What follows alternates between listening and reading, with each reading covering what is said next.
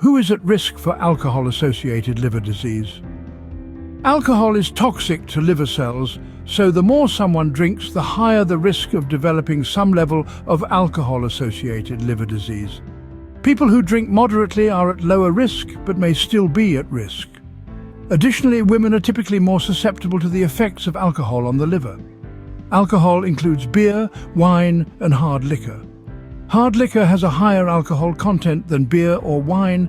However, it is false to think that beer or wine are safer alternatives. Any kind of alcohol consumed in higher than moderate amounts can cause severe liver damage. Serving sizes of alcohol are beer, 12 ounces, wine, 5 ounces hard liquor, 1 to 2 ounces. People can still develop alcohol-associated liver disease even if they do not have alcohol use disorder, AUD. But it is important to note that people with AUD are at increased risk for liver disease. Alcohol use disorder is a medical condition that in the past has been known as alcohol dependence, alcohol addiction, and alcoholism. AUD is now considered to be a brain disorder that can range from mild to severe.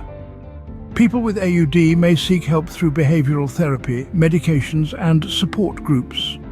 Research has shown that these therapies have been very effective in helping people in recovery from AUD. It is strongly suggested, however, that anyone with AUD have a complete physical exam to detect and/or treat any liver disease that may be present.